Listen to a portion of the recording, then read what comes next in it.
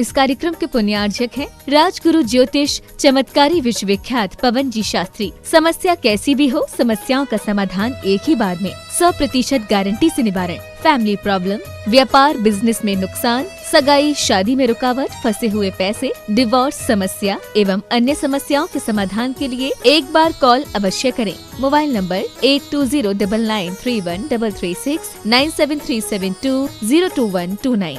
Branch Hyderabad एवं Mumbai www.rajguruastrologer.com।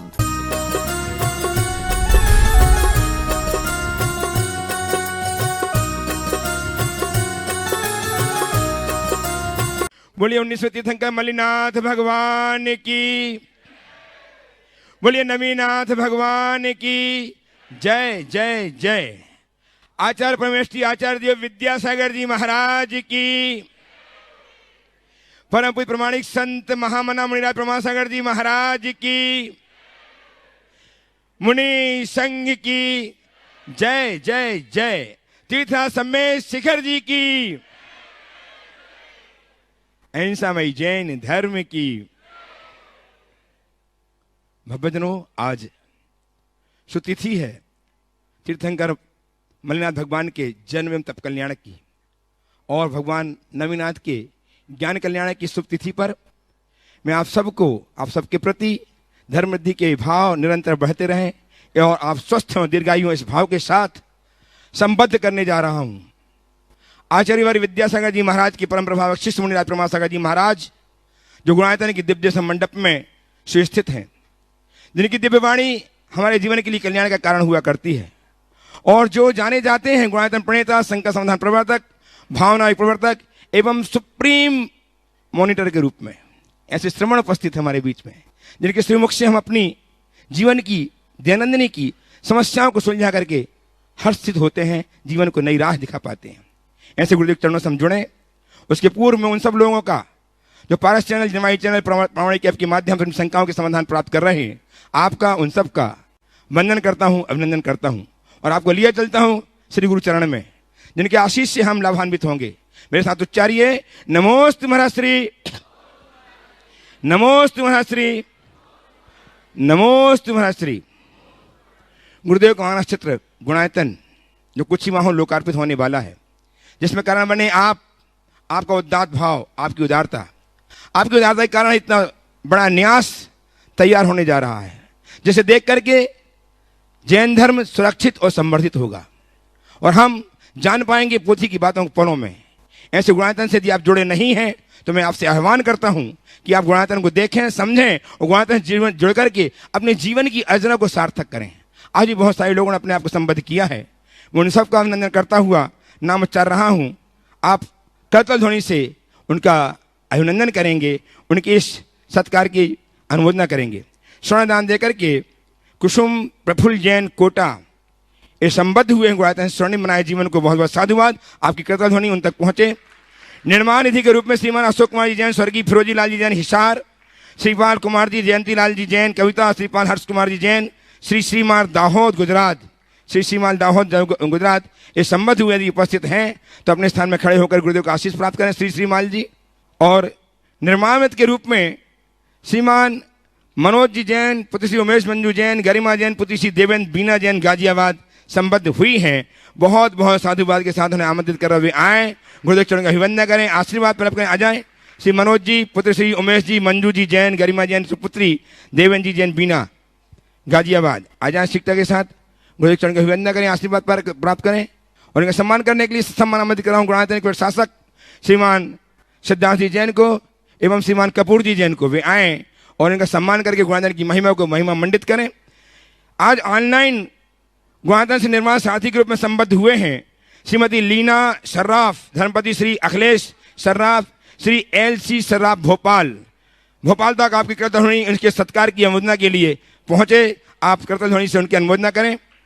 शुद्धर के रूप में श्रीमती सुषमा रानी जैन, पत्नी स्वर्गीय कंवर सेन जैन, आशीष जैन दिल्ली, ये संबद्ध हुए हैं गुणायतन से शुद्धर के रूप में। शीघ्रता से आ जाएं, गुरुदेव चरणों की अभिवंदना करने के लिए आ जाइए।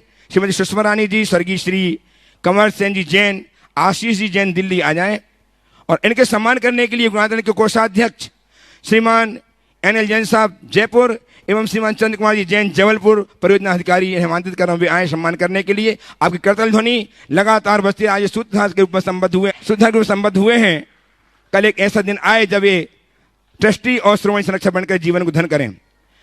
आज संस्थापक सदस्य के रूप में जिनका हम चित्र देख करके अनुमोदना करेंगे, टीवी में चित्र देखेंगे और अनुमोदना करेंगे, करतल ध्वनि से उनका सम्मान करेंगे।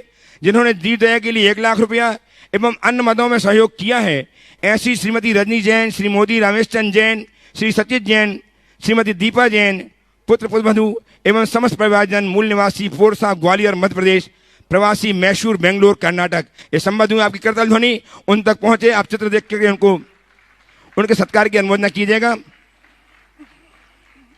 आज जो इन्होंने अपने आप को ट्रस्टी को संबद्ध किया, पहले सूत्रधार थे, आज ट्रस्टी को संबद्ध हुए। बहुत बहुत साधुवाद। और मैं आप सबको लिए चलता हूँ गुरुदेव के श्री चरणों में, जिनकी सुमधुर वाणी हमारी शंकाओं का समाधान करके हमें नई दिशा नई राह देंगी। आमंत्रित कर रहा हूँ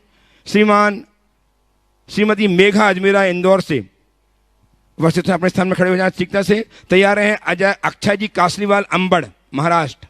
अजय जी, अक्षय जी खड़े हो जाएं अपने स्थान में। अक्षय जी। नमस्ते महाराज जी, मेरा नाम बरखा दोषी है, बेंगलोर से। और मेरी छोटी बहन का प्रश्न है, मेघा अजमेरा इंदौर से। वो पिछले 2 साल से कैंसर रोग से ग्रसित है। तो वो ये जानना चाहती है, वो डेली भावना योग करती है और उसको उससे बहुत संबल मिलता है। वो 2 साल से बहुत सहजता और समता के साथ अपनी इस बीमारी से लड़ रही है।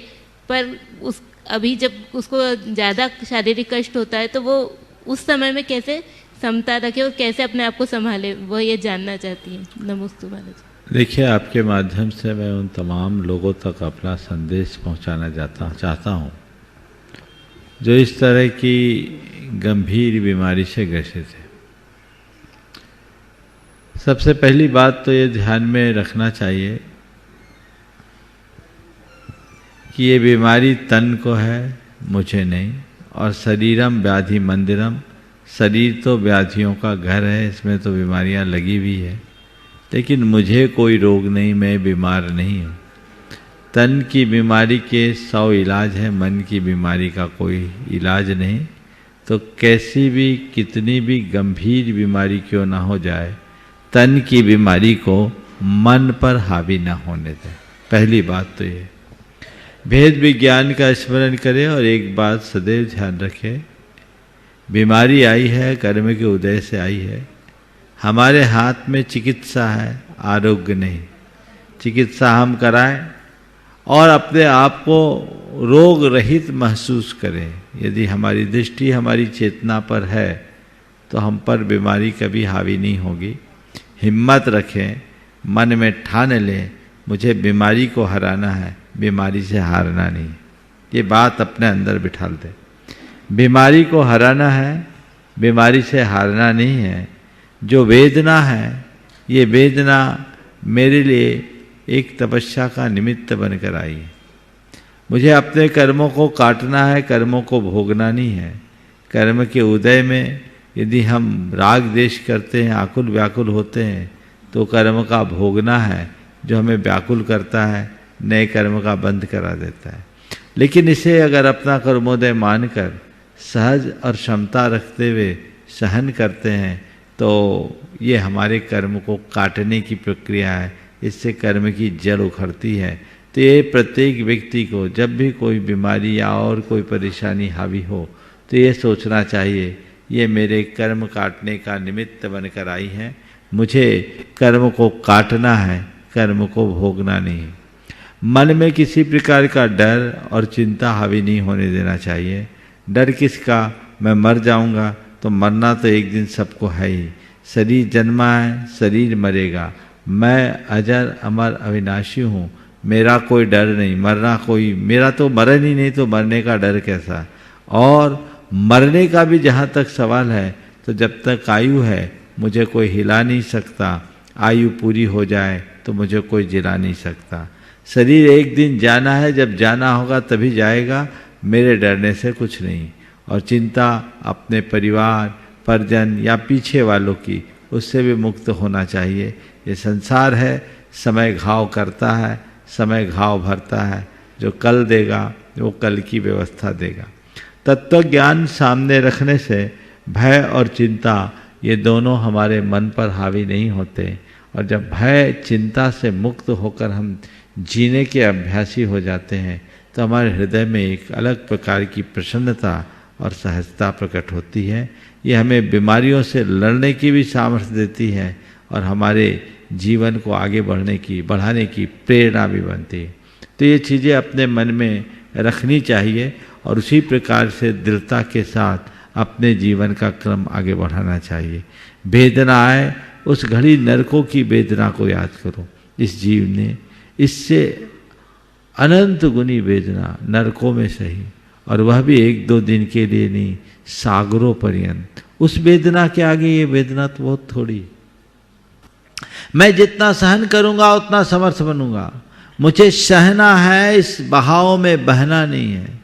कर्म का उदय आया है, उसका सामना करना है, उसका मुकाबला करना है, घबराना नहीं है। ये सूत्र कुछ मन में रखें और मन में ऐसे सूत्र धार ले तो मन की क्षमता बढ़ेगी, क्योंकि हम रोते हुए सहेंगे तो भी हमें सहना है और समता रखते हुए सहेंगे तो भी सहना है। रोते हुए सहेंगे तो और कर्म बंधेंगे और समता रखेंगे तो कर्म की जड़ उखाड़ फेंकेंगे। हमें कर्म को बांधना नहीं, कर्म की जड़ उखाड़ना है, ऐसा ठान लो। ये मन में इस तरह की तत्व भावना दोहराने से अतिरिक्त शक्ति और सामर्थ्य विकसित होती है, और यही शक्ति, यही सामर्थ्य बड़ी बड़ी बीमारियों से लड़ने में, जूझने में सहायक बनती है। उनसे बोलिए अब भावना योग करते रहिए, तय है अकाल मृत्यु नहीं होगी, और जिस पॉइंट पर पहुंच गए उससे नीचे नहीं गिरेंगे, ऐसा ध्यान रखें। अक्षय जी काशीवाल अंबड़ महाराष्ट्र उपस्थित हो, तैयार हैं। यशी जैन फ्रॉम फरीदाबाद, छोटी सी बिटिया जो भी है, यशी। अक्षय जी। नमस्ते महाराज जी। मेरा प्रश्न यह है कि बिना किसी का दिल दुखाए किसी को मना कैसे किया जाए, हम कैसे सीखें। ऑफिस में भी बहुत बार सिचुएशन ऐसी होती है जिसमें हमको मना करना चाहिए होता है बट हम नहीं कर पाते, तो ऐसे मना करना कैसे सीखें। हमारे गुरुदेव से सीखो। वो ना हाँ बोलते ना बोलते, बोले देखो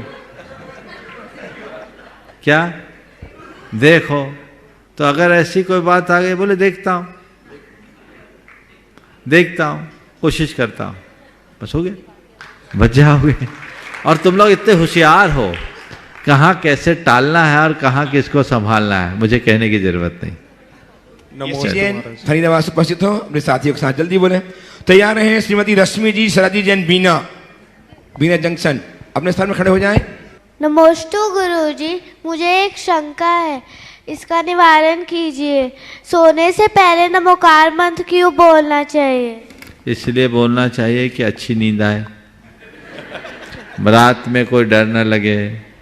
और सुनो, सोते समय केवल नमोकार ही नहीं बोलना चाहिए, सोते समय नमोकार बोलते हुए एक प्रार्थना भी करना चाहिए। हे भगवान, आपकी कृपा से मेरा आज का दिन अच्छे से बीत गया, अब मैं सोने जा रही हूँ, सो रही हूँ, मुझे अपना आशीर्वाद बना के रखिए कि मेरी नींद अच्छी आए और मैं अच्छे से सो सकूं, सोने में भी मुझसे कोई पाप ना हो।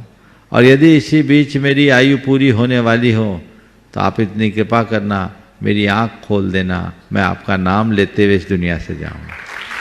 समझ गए? इस प्रार्थना के साथ आप सोओगे तो आपकी नींद बहुत अच्छी आएगी। चलिए। उपस्थित हो श्रीमती रश्मि जी सरजी जैन बीना जंक्शन से, तैयार है श्रीमती सुषमा जी जैन रोहिणी दिल्ली से, जो आज शुद्ध ग्रुप संबद्ध हुई हैं। नमोस्तु महाराज जी, नमोस्तु महाराज जी। मेरा और मेरे परिवार की ओर से बारंबार नमोस्तु। इच्छामी महाराज जी, इच्छामी महाराज जी। महाराज जी, शांति धारा का हमारे जीवन में क्या महत्व है और शांति धारा में नाम बोलने का क्या महत्व है? देखिए, शांति धारा के विषय में अनेक बार प्रकाश डाला गया। शांति धारा है क्या? लोक शांति की कामना से किए गए अभिषेक का नाम शांति धारा है। इसकी बड़ी प्राचीन परंपरा है। शांति धारा का उल्लेख जब मैंने देखा तो सबसे पहला उल्लेख तो मुझे आदि पुराण में मिला, जब भरत चक्रवर्ती को 16 अशुभ सपने आए, उसका मन उद्विग्न हो गया, तो आदि पुराण में लिखा उसने अनेक कार्य किए और उस अरिष्ट के निवारणार्थ उसने शांति के लिए भगवान का अभिषेक किया। इसी तरह जब भगवान का जन्माभिषेक होता है तो इंद्र सहस्रनाम से भगवान का स्तवन करने के बाद शांति अभिषेक करता है। तो ये कहीं न कहीं शांति धारा का ही एक रूप दिखाई पड़ता है। आचार्य माघनंदी ने अपने अभिषेक पाठ में सामान्य अभिषेक के उपरांत कुछ विशेष बीजाक्षरों का उल्लेख करते हुए लिखा, इति बृहत शांति मंत्रेण अभिषेकम करोमि। मैं बृहत शांति मंत्र के साथ अभिषेक करता हूँ, यानी विशेष मंत्रों की आराधना पूर्वक किया जाने वाला अभिषेक शांति धारा है और ये मंगलकारी है, पुण्यवर्धक क्रिया है, अरिष्ट निवारक है।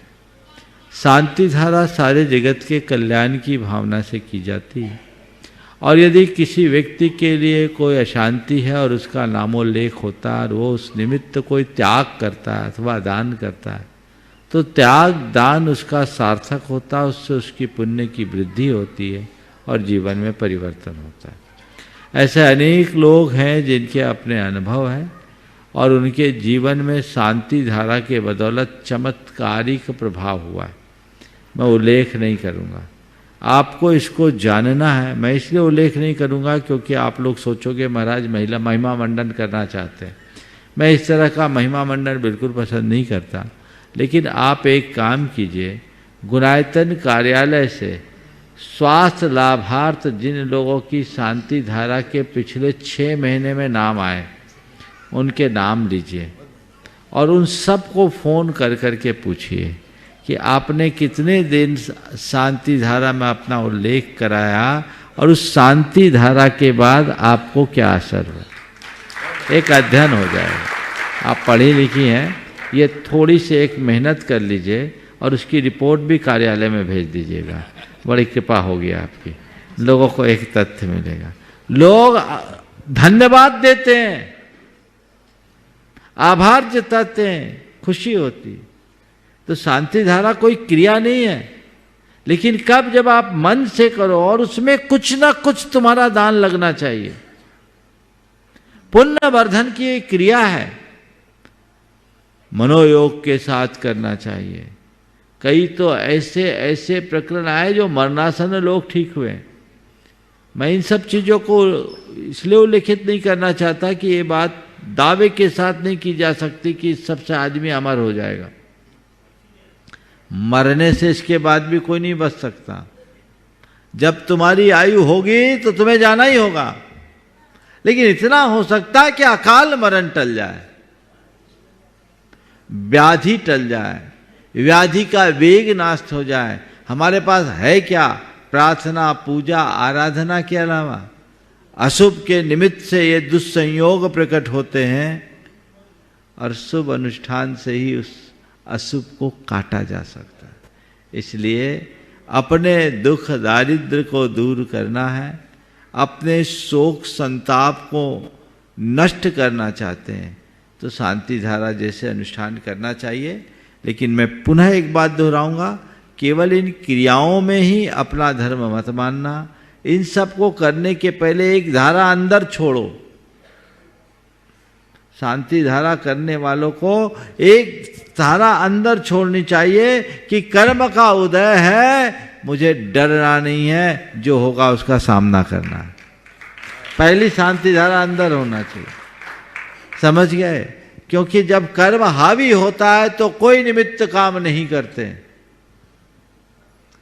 और जब हम कोई शुभ निमित्त का आश्रय लेते तो उससे धीरे धीरे कर्म को कमजोर किया जाता है। जब कर्म कमजोर होगा तो आत्मा का जोर चलेगा। मैं उन लोगों से जरूर कहना चाहता हूँ जो ये कहते शांति धारा में क्या होता, ये तो व्यापार बन गया है, वो उनकी बुद्धि की विकार ही मानता हूँ। कम से कम इन्हें समझे तो। हर चीज को पैसे के नजरिए से नहीं देखना चाहिए। पुण्य वर्धन की क्रियाओं में दान को दुर्गति का नाशक क्यों कहा, ये चीजें समझनी चाहिए, उसका परिणाम भी देखना चाहिए, तो इस बात को बहुत व्यापकता और समग्रता से सोचने की जरूरत है। न तो इनका एक तरफा आप अतिरंजन करें और इन्हें बढ़ा चढ़ाकर प्रस्तुत करें और इनमें अंधविश्वास रखें, और न ही इनको एकदम सिरे से नकारें।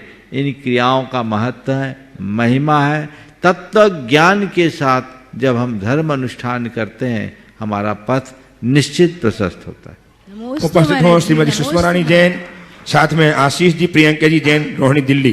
तैयार हैं श्रीमान बिमल जी, श्रीमती रजनी जी, पुत्र रुचित जी के साथ भीटावाड़ी सहपरा।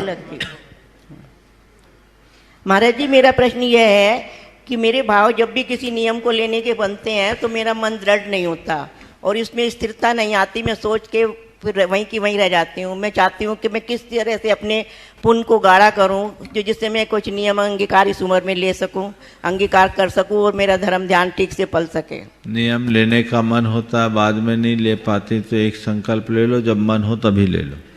महाराज जी, बात का मौका ही मत आने दो। ये बात की हवा खतरनाक होती है। ये बाद वाला चक्कर ही पालना बंद करो और संकल्प ले लो, तब नियम निभेगा। संकल्प कैसे लूं महाराज जी? उसी समय जो नियम लेना है कि लेना है तो लेना ही है। जब भाव आए संकल्पित हो जाओ। नमस्ते। उपस्थित श्रीमान बिमल जी, श्रीमती रजनी जी, रचित जी के साथ भीटा वाले सहपरा।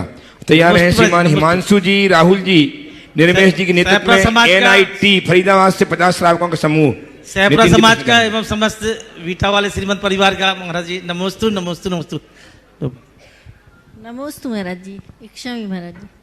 महाराज जी, जो अंतराय कर्म का उदय आता है उसके हम किस माध्यम से मतलब कम कर सकें? देखिए, अंतराय कर्म के क्षय का 2 उपाय, जिन पूजा और पात्रदान। कितने भी तीव्र अंतराय कर्म का उदय होगा, इन्हीं से निवारण होगा।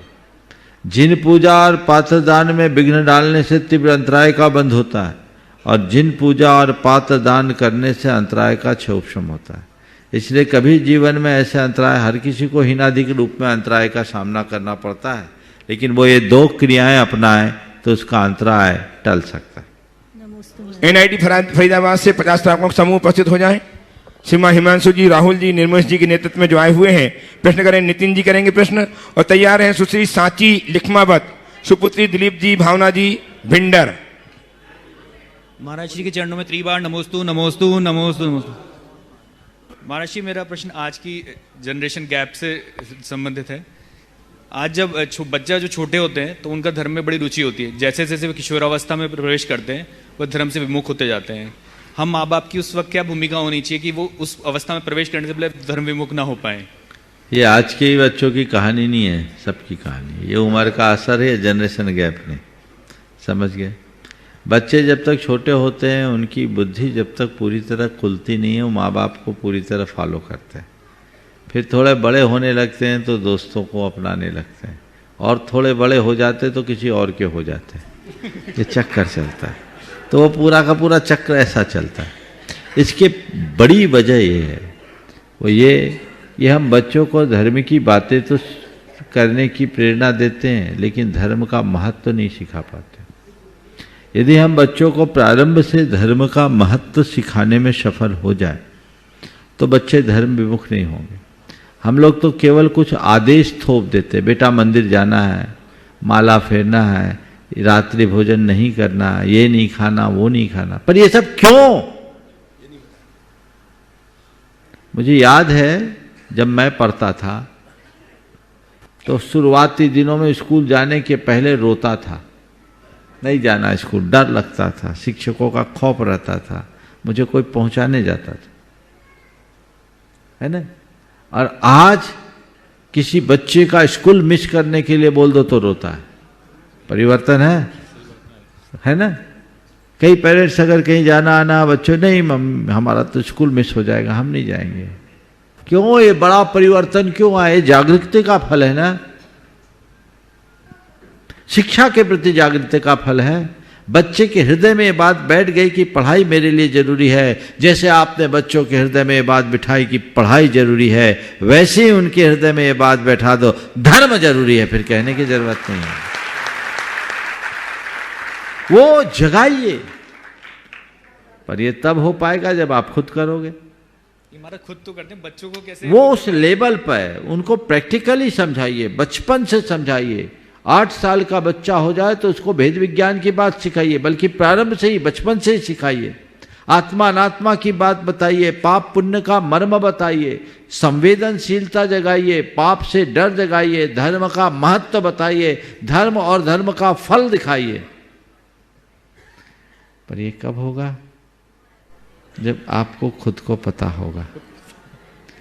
आपकी भी गलती नहीं, आपके पिताजी ने आपको नहीं बताया तो आप अपने बेटे को कैसे बताओ? चला तो वहीं से आ रहा है। साथ में पिताजी तो नहीं आए, नहीं आए हैं।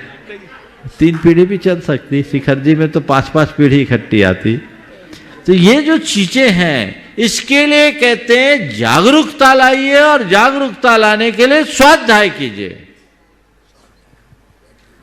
केवल पारंपरिक तरीके से धर्म मत कीजिए, धर्म की मौलिकता को आत्मसात कीजिए। समझ गए?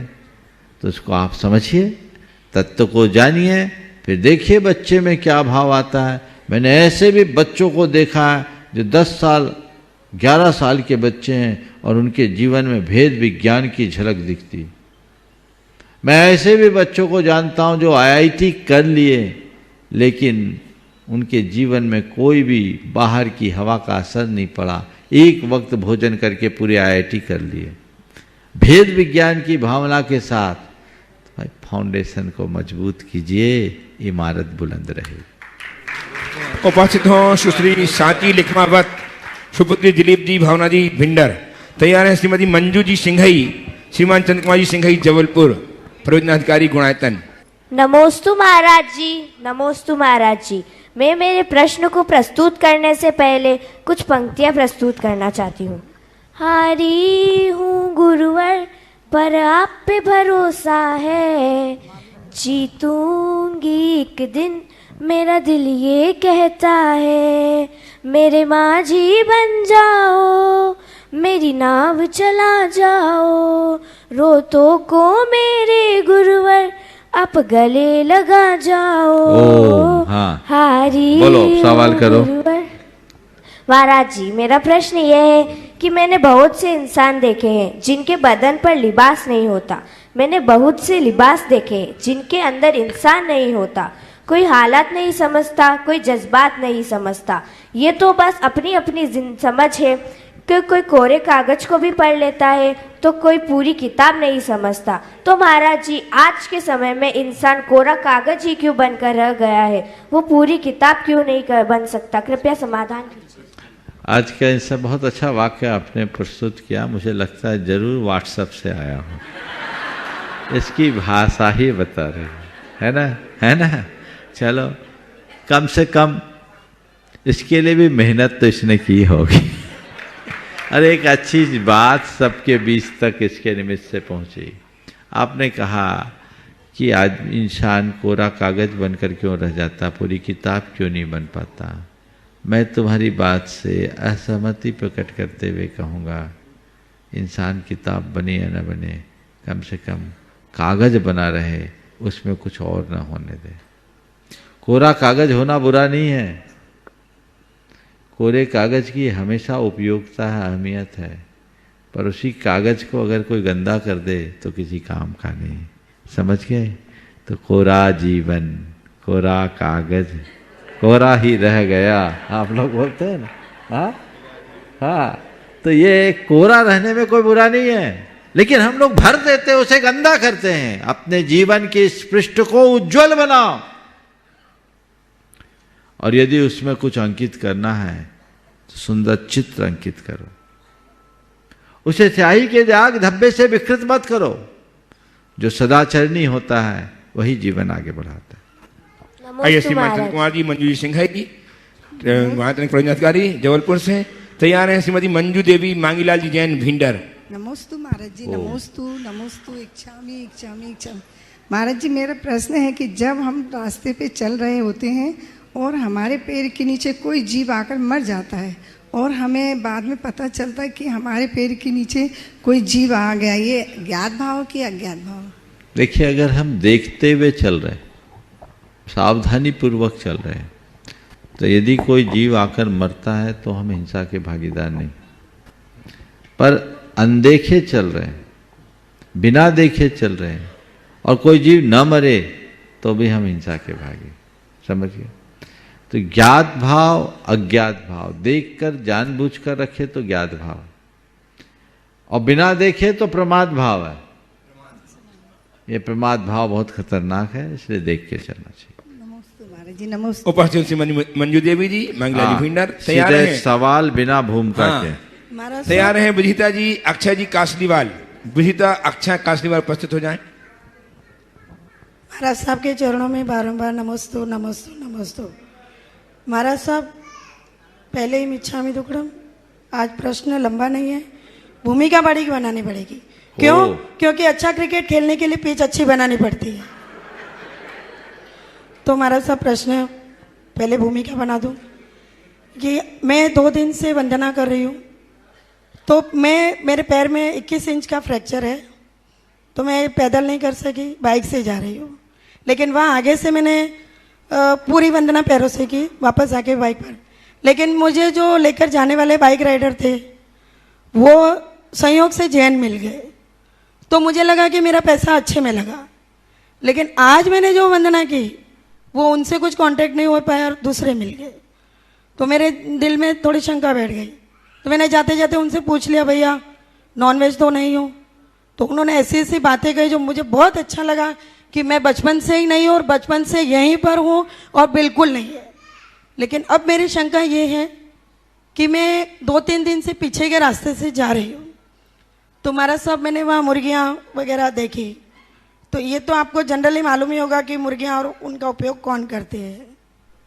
तो मेरा यही कहना है कि यहाँ पर भी पीछे साइड ऐसा होता है, हो ही रहा होगा क्योंकि पालतू मुर्गियाँ हैं। सबसे पहली बात तो जो आप कहना चाह रही हैं मैं समझ गया, इतनी व्याख्या और विवेचना की जरूरत यहाँ बिल्कुल नहीं। हम लोग करते भी हैं और सवाल भी उठाते। इतना विवेक है तो पैदल क्यों नहीं जाते? ये रोना क्यों रोते हो? इतनी छानबीन कर रहे हो, पहले करो। फिर तुम तो ये भी छानबीन करोगे कि हम डोली वालों की डोली में जाते, वो क्या करते। आदमी सब करेगा और उल्टा दिमाग भी लगाएगा। वंदना करने आए हो तो वंदना करो, बाकी दिमाग मत लगाओ, और क्षेत्र की पवित्रता को बरकरार रखने का रास्ता अपनाओ। समझ गए? जो चीज़ें क्षेत्र की पवित्रता को कायम रख सके हमें वही काम करना चाहिए। जहाँ तक आपने जो बात उठाई है उसका सवाल है, यहाँ के स्थानीय लोग जो यहाँ रहते हैं उनका जनजीवन जैसा है, आप उस पर सवाल नहीं उठा सकते, वो वर्षों से बसे हुए। बस हमारा प्रयास ये करना होना चाहिए कि कोई गैर लोग इस तरह का कार्य न करे, और उन लोगों के हृदय में हम ऐसी जागरूकता लाएं कि उनका जीवन भी बदले। जिनमें ज्ञान आ रहा है वो सब बदल रहे हैं, जिनके अंदर अज्ञान है उनको कोई बदल नहीं सकता। हम लोग सवाल उठाते हैं, करते कुछ नहीं है। इस तरह का सवाल उठाने से लोगों की भावनाएं भी आहत होती है। इसलिए जाते आते समय आप खुद सावधानी रखिए, अपनी समझ से करिए। और मैंने तो अनेक बार कहा कि इस तरह के साधनों से वंदना करने से अच्छा तलहटी की वंदना कर लो, तुम्हारी वंदना हो जाएगी। और क्या है उसकी जरूरत? तो महाराज साहब मुझे अच्छा भी लगा, जितना वो बोल रहा हूँ उतना सुनो। सुबह 5 बजे जितना बोल रहा हूँ उतना सुनो।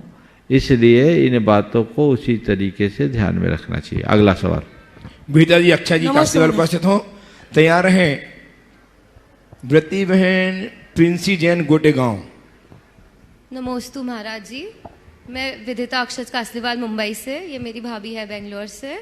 मेरा ये एक प्रश्न है कि धर्म कहता है आध्यात्मिक बनो, पर आजकल का संसार कहता है प्रैक्टिकल बनो, तो इस कश्मकश में हमने क्या करना चाहिए? धर्म कहता है आध्यात्मिक बनो, संसार कहता है प्रैक्टिकल बनो। तो मैं ये कहता हूँ आध्यात्मिक होने का मतलब इम्प्रैक्टिकल होना कब से हो गया?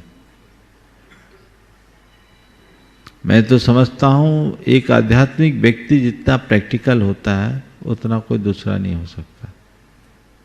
समझ गए? आपके संदर्भ, आपकी समझ में प्रैक्टिकल होने का मायना क्या है? अगर हम बोलो बोलो, मैं थोड़ा जाना है। अगर हम प्रैक्टिकल हो रहे हैं तो प्रैक्टिकल का मतलब ये क्या है, what is the meaning of practical, क्या कंसेप्ट है प्रैक्टिकल के बारे में? हाँ, अभी आजकल ऐसा है कि तुम बस खुद का सोचो, खुद का देखो, तुम जितना ये करोगे तुम उतना फंसते जाओगे। हाँ, तो मैं आपको बता रहा हूँ, धर्म अध्यात्म इससे ज्यादा प्रैक्टिकल है। वो कहता पर को देखो ही नहीं, निज को देखो, पर को देखोगे तो फंसते जाओगे। पर को क्यों देखते हो? आप प्रैक्टिकल की बात कर रहे, जिसको लोग प्रैक्टिकल कह रहे हैं वो क्या है? पूरी तरह इम्प्रैक्टिकल है, सब पर में लगे हैं। आप बताओ, आपने जो वेशभूषा धारण कर रखी है, आपकी जो लाइफ स्टाइल है, वो खुद पर केंद्रित है या दूसरों पर? बोलो। दूसरों पर। अब बताइए, आप प्रैक्टिकल हुए क्या? वही तो मेरी शंका है। बस एक वाक्य में आपकी बात की समीक्षा करता हूं। आज का युग दूसरों को दिखाने के लिए है और अध्यात्म खुद को देखने की प्रेरणा देता है। दूसरों को दिखाने की जरूरत केवल उनको पड़ती है जो खुद को नहीं देखता, और जो खुद को देख लेता है उसे किसी को दिखाने की जरूरत नहीं होती, सारी दुनिया उसे देखती है। तो आध्यात्मिक बनो, सहज जियो, अपने जीवन में कोई कपट और कुटिलता को हावी मत होने दो, कृत्रिमता हावी मत होने दो, तो हमें कुछ करने की जरूरत ही नहीं होगी। जब हमने अपने साथ कोई गंदगी जोड़ी नहीं तो सफाई करने का काम क्या? जब मेरे पास ऐसा कुछ है ही नहीं जिसे छिपाना पड़े तो छिपाने की जरूरत क्या? लोग बुराइयां पालते हैं और उसको ढांकने के लिए ढेर सारे उपक्रम करते हैं और कहते हैं प्रैक्टिकल बनो। तुम्हारा प्रैक्टिकल ही उल्टा है। निज को देख करके चलो, और जो तुम्हारी आत्मा के अहित करे वो कर्म मत करो, और जो तुम्हारी आत्मा के अहित करे वो पर के हित कर नहीं हो सकता। पर का अहित करके अपनी आत्मा का हित नहीं कर सकते। ये शाश्वत सिद्धांत है कि नहीं? बोलो। तब किसको देखना है? खुद के अंदर। प्रैक्टिकल हो गई ना? तो आध्यात्मिक होना मेरे विचार से वास्तविक रूप से प्रैक्टिकल होना है। समझ गए? नमोस्तु महाराज। उपस्थित हो प्रति बहन प्रिंसी जैन गोटेगांव, और तैयार रहे श्रीमान ऋषभ जी जैन राजस्थान। नमोस्तु महर्षि। मेरा प्रश्न है कि किसी के प्रति माध्यस्थ भाव रहने का हम प्रयास करते हैं, पर उन्हीं के विषय में हमारे सोचने और बोलने का भाव आता है, तो उनके प्रति माध्यस्थ भाव कैसे रखें? माध्यस्थ भाव एक बड़ा कठिन तप है। जल्दी से हर किसी के मन में माध्यस्थ भाव नहीं आता, लेकिन माध्यस्थ भाव लाना चाहते तो सबसे पहले उसके प्रति राग द्वेष खत्म करो, उसको क्षमा करो, उससे क्षमा मांगो। धीरे धीरे अभ्यास करने से दूर हो जाए। नमस्ते हरीश। आइए ऋषभ जी जैन राजस्थान से बोलिएगा, और तैयार हैं श्रीमान सुकौशल जी सोनी अजमेर से। नमोस्तु माशी, नमोस्तु माशी, नमोस्तु माशी। माशी, ज़्यादातर मैंने देखा है कि अच्छे लोगों के साथ बुरा होता है, बुरे लोगों के साथ अच्छा होता है, ऐसा क्यों? अच्छे लोगों के साथ बुरा होता है, बुरे लोगों के साथ अच्छा होता है, ऐसा क्यों? ये तो प्रकृति का नियम। अच्छे लोगों के साथ बुरा इसलिए होता है कि वो और अच्छे बन जाए। हाँ, सोना को देखा तुमने, तपाया जाता है, कसौटी पर भी उसको कसा जाता है, लेकिन सोना को जितना तपाया जाता है, तपाना तो एक प्रकार से बुरा कर्म है, लेकिन जब जब सोना को तपाया गया सोना निखरा है कि नहीं? बोलो। मशीन निखरा तो है, पर मैंने मतलब कई बार नोटिस किया है कि जैसे होता है कि मेरी बात सुनो, अच्छे लोगों के साथ बुरा इसलिए अच्छा होता है कि वो और अच्छे बने रहे, मजबूत बने, स्ट्रांग बने, और बुरे लोगों के साथ अच्छा इसलिए हो जाता है कमजोर रहे, ताकि ज्यादा विस्तार ना हो। समझ गए? अगर तुम्हारे साथ अच्छा होता रहेगा तो तुम अंदर से स्ट्रांग नहीं बनोगे, वीक बनोगे, और तुम्हारे साथ यदि कुछ परिस्थितियां खराब आएगी तो तुम अंदर से मजबूत बनोगे, बोलो मजबूत होना अच्छा है, कमजोर होना अच्छा है? बोलो। मजबूत होना अच्छा है। तो फैसिलिटी पाना अच्छा है या परिस्थितियों से जूझने की सामर्थ्य पाना अच्छा है? बोलो। परिस्थिति से जूझना। हाँ, थोड़ा माइक से बोलो। परिस्थिति से जूझना अच्छा है। अब बताओ, अच्छे लोगों के साथ बुरा होना अच्छा है कि बुरे लोगों से अच्छा होना अच्छा है? बोलो बोलो। अच्छे लोगों के साथ बुराई होना अच्छा है। हाँ? पर माशी कई बार क्या होता है कि मेरी बात का उत्तर तो दो, फिर तुम्हारी बात सुनेंगे। समझ में आ गई बात? अब अपनी बात करो। माशी कई बार क्या होता है, फिर अंदर से हम लोग हार जाते हैं कि नहीं यार हमारे साथ इतना बुरा हो रहा है, हम लोग भी बुराई करते हैं। अब मेरे उत्तर को सुनने के बाद तो मन नहीं फटेगा? अब तो नहीं करेगा। अपने अप्रोच बदलो। समझ गए? एक बार मुझसे किसी युवक ने यही सवाल किया था कि महाराज जी, धर्मी लोगों के साथ बुरा क्यों होता है, भगवान उनके साथ ऐसा क्यों करते हैं? तो तुम्हारे प्रश्न का आंशिक उत्तर उसको दिया। हमने बोला इसलिए क्योंकि उनकी परीक्षा ली जाती। बताओ, परीक्षा किस बच्चे की होती? जो पढ़ाई करता उसकी या जो एडमिशन नहीं लिया उसकी? जो पढ़ाई करता है। हाँ, जो पढ़ाई करता है माशी। तो हमने पढ़ाई किया है, परीक्षा होगी तो अब तो हमको पता लगेगा हमने क्या पढ़ा क्या नहीं पढ़ा।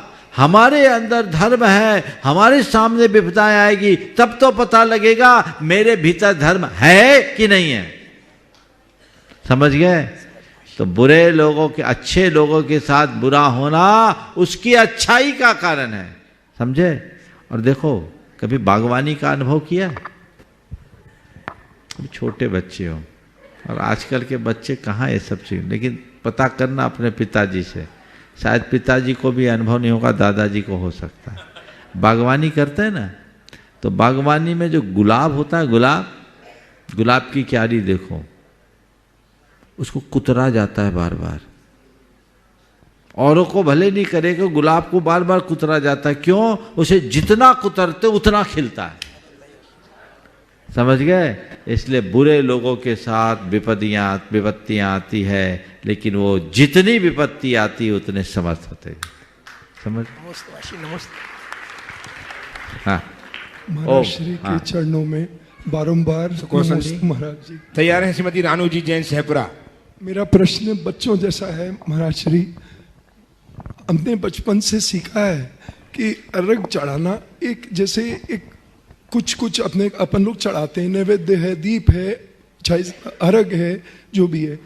अभी कुछ साथी लोग बोलते हैं अरे भाई एक चिटकी चढ़ाओ, नाम मात्र का चावल चढ़ाओ, नाम मात्र का चढ़ाओ। क्या ये सही है या अपने को अपने हिसाब से ठीक तरह से चढ़ाना चाहिए? उसी तरह का एक और प्रश्न है महाराज श्री, दोनों रिलेटेड है। अपन शांति धारा करते हैं, अपन पक्षाल करते हैं सुबह के अंदर में, तो सब अपने हिसाब से करते हैं। उसमें यह बोला जाता है इतना जल न डालें, इसमें हिंसा होती है। कृपया प्रकाश डालें महाराज श्री कि बहुत अच्छा सवाल आपने किया है। ये अहम सवाल है और बहुत सारे लोगों के सामने ये सवाल आता है। सबसे पहली बात, अर्घ चढ़ाना, एक चावल एक चिटक चढ़ा दो, वो भी नहीं चढ़ाओ तो क्या बुराई है? फिर चढ़ाओ ही मत। यही बात। पर समझिए पूजन है क्या।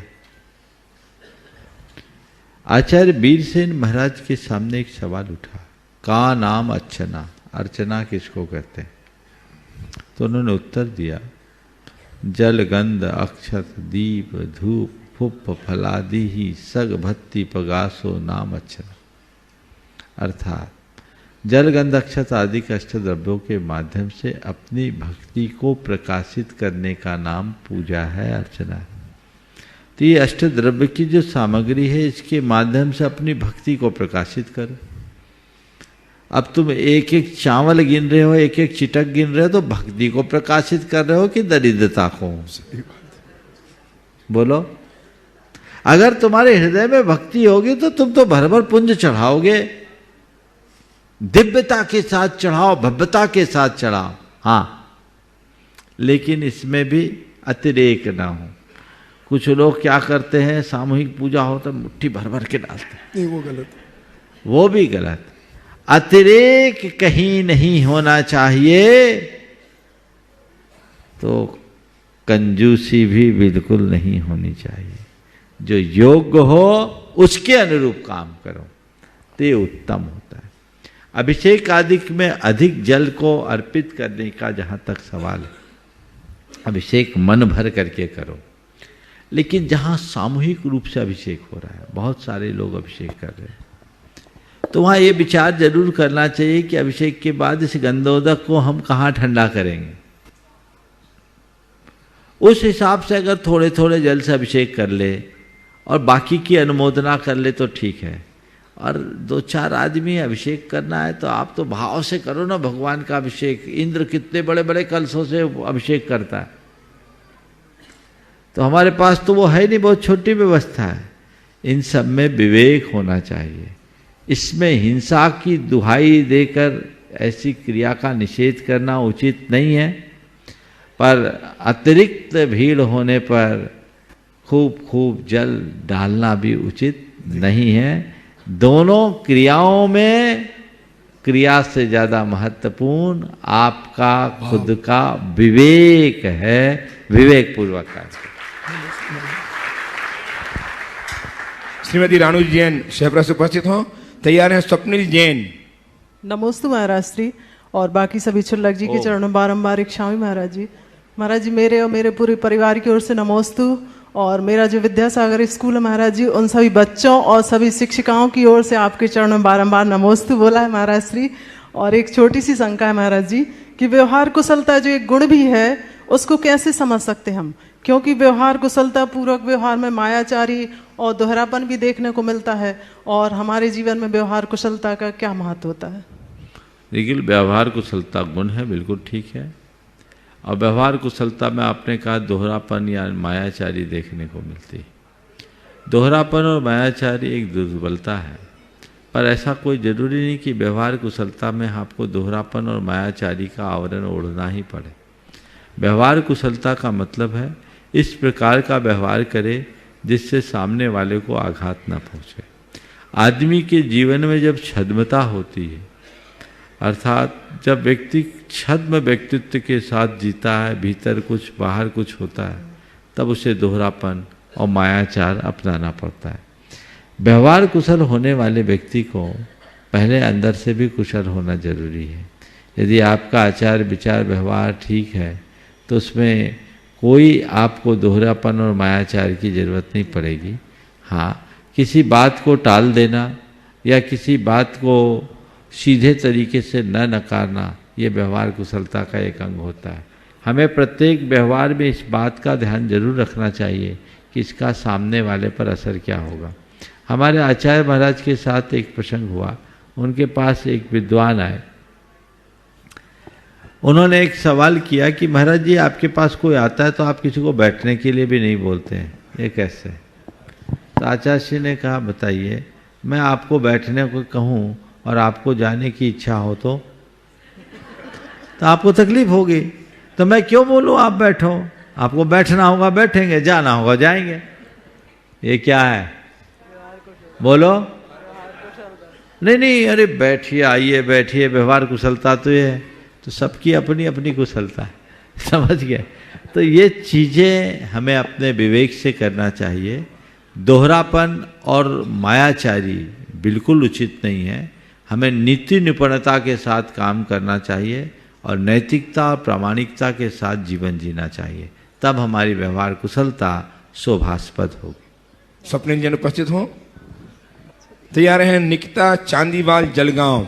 नमस्तु। मेरी ये शंका है कि कभी हमारे साथ कुछ नेगेटिव बिहेवियर होता है और उस वजह से हमारे अंदर कुछ नेगेटिव भावनाएं आ जाती है उस इंसान के लिए, या फिर उस परिस्थिति में नेगेटिव हो जाते हैं हम, तो उसको शांत कैसे करें और आगे के जीवन में उस इंसान के साथ रहने के लिए उस चीज़ को कैसे पॉजिटिव में कन्वर्ट करें? देखिए, ये बड़ा आम सवाल है। सबसे पहले हमें ये देखना चाहिए कि जिनका नेगेटिव बिहेवियर है वो है कौन, समझ गए? यदि वो हमारा ही है, अपने घर का सदस्य है, परिवार का सदस्य है, या हमारा कोई कलिंग है, या हमारा कोई हमसे बड़ा अधिकारी है, जिनके साथ रहना हमारी मजबूरी है, तो उसके उस नेगेटिव बिहेवियर को भी पॉजिटिव लेना चाहिए और ये सोचना चाहिए कि इसका ये नेगेटिव बिहेवियर हमें कुछ सीखने का अवसर देगा। समझ गए? तो हमारे ऊपर वो चीज़ें हावी नहीं होगी, मन चुभेगा नहीं। ठीक है। फिर यदि ऐसा और कोई अपना ही निकट है, निकट का है, नेगेटिव बिहेवियर है, तो उसके प्रति ये सोचना चाहिए ये उसकी आदत है। अभी नेगेटिव किया, हो सकता है उस समय उसका मूड खराब हो, चीज़ों को ना समझा हो, लेकिन उसने और टाइम में मेरे साथ जो अच्छा किया है उसको सामने रखो ना। जब हम किसी की अच्छाई को सामने रखने लगते हैं तो उसकी सारी बुराइयां गौन होने लगती। लेकिन मनुष्य की एक दुर्बलता है, 100 बार अच्छा करे उसकी अच्छाई के गीत कोई नहीं गाएगा, एक बार बुरा कर दे उसको कभी कोई नहीं भूलेगा, है ना। तो ये हमें क्यों ऐसा करना, हम समग्रता से क्यों नहीं सोचते। उसने मेरे साथ नेगेटिव बिहेवियर किया, हमें वो नेगेटिव बिहेवियर किया कि नेगेटिव बिहेवियर हुआ, हमें ये भी देखना चाहिए। तो ये चीज़ें जब हम सामने देखेंगे, और मान लीजिए किसी का ऐसा स्वभाव ही है तो उसको हमको झेलना पड़ता है ना, तो इनको हम देख करके टाल सकते हैं। तो ये दृष्टिकोण अपने अंदर रखना चाहिए। और यदि कोई ऐसा व्यक्ति है जिससे हमारा कोई नाता नहीं है और उसने नेगेटिव बिहेवियर किया, तो इससे उसकी स्वभाव, उसकी प्रवृत्ति को जानकर ऐसे लोगों के प्रति सुरक्षित दूरी रखना चाहिए और सोचना चाहिए चलो पहली बार में हमें बड़ी नसीहत मिल गई, आगे हम इनके प्रति सावधान रहेंगे तो ये नेगेटिव बिहेवियर भी हमारे लिए पॉजिटिव बन सके। उपस्थित हो जलगांव से निकिता जी चांदीवाल, धन्यवाद। तैयार हैं दीपांशु जैन फरीदाबाद। नमोस्तु गुरुवर, मेरा और मेरे परिवार की ओर से आपको बहुत नमोस्तु। गुरुवर, मेरा प्रश्न यह है कि इन दिनों एक कोर्स चलता है बच्चों बड़ों के लिए, जिसमें बच्चों की ब्लाइंड फोल्ड कर दिया जाता है, आंखों पे पट्टी बांध दी जाती है और बच्चे किताब पढ़ सकते हैं या फिर रंग पहचान सकते हैं। तो गुरुवर, प्रश्न यह है कि क्या ऐसा संभव है कि हम एक इंद्रिय का कार्य किसी दूसरी इंद्रिय से करवा सके? ये संभव है, कोई बात नहीं है। इसमें नोट का नंबर भी बता देते हैं, जेब में कितने रुपए रखे ये भी बता देते हैं। ये हमारे श्रुतक ज्ञान के और मति ज्ञान के क्षोभसम के बल पर हो सकता है, धारणा ज्ञान के बल पर हो सकता है, कोई बात नहीं। नमस्ते गुरुवर। दीपांशु जैन फरीदाबाद से उपस्थित हो, तैयार हैं? मन है ना, मन सब इंद्रियों का स्वामी है, तो मन के माध्यम से हम किसी भी इंद्रिय का काम कर सकते हैं। नमस्ते। गुरुदेव के चरणों में मेरा सशक्त नमन, बारंबार कोटि नमन। गुरुदेव, मेरी एक शंका है, उसका समाधान कीजिए। गुरुजी, जिस प्रतिमा को आप सूर्य मंत्र से प्रतिष्ठित करते हो और उसी के बाद उसी प्रतिमा को आप नमोस्तु करते हो, उसके पीछे क्या कारण है? फिर हम लोग जैसे सूर्य मंत्र देते हमको प्रतिमा दिखती नहीं, भगवान दिखते तो हम अपने आप झुक जाते हैं, तो भगवान दिखने लगते, यही इसका कारण है। मंत्र देते ही मूर्ति में भगवान के दर्शन होने लगते हैं, और जैसे मूर्ति में भगवान के दर्शन होंगे वो और कुछ कैसे करेंगे, समझ गए? अभिषेक जी उपस्थित हो, तैयार हैं रत्नांजन फरीदाबाद से ही। आगामी 24 से 28 दिसंबर तक यहाँ पर 5 दिवसीय एक बृहद शिविर का आयोजन किया जा रहा है, जिसमें सराक बंधुओं को प्रशिक्षण का शिविर दिया जाएगा। वो पूरे सराक क्षेत्र से यहाँ आ रहे हैं।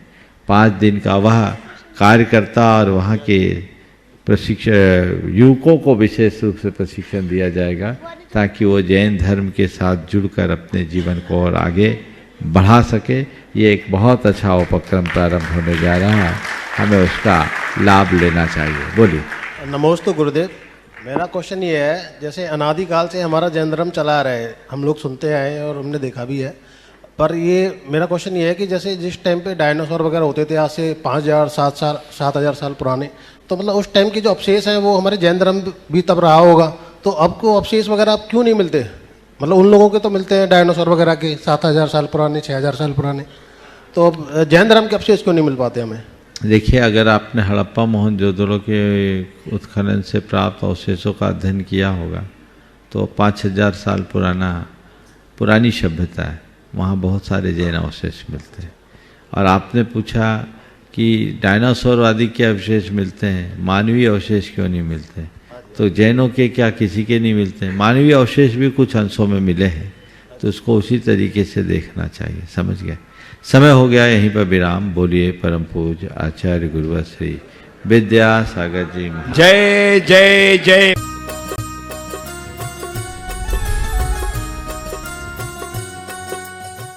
इस कार्यक्रम के पुण्यार्चक थे राजगुरु ज्योतिष चमत्कारी विश्वविख्यात पवन जी शास्त्री। समस्या कैसी भी हो, समस्याओं का समाधान एक ही बार में, 100% गारंटी से निवारण। फैमिली प्रॉब्लम, व्यापार बिजनेस में नुकसान, सगाई शादी में रुकावट, फंसे हुए पैसे, डिवोर्स समस्या एवं अन्य समस्याओं के समाधान के लिए एक बार कॉल अवश्य करें। Mobile number 8209931336 9737202129।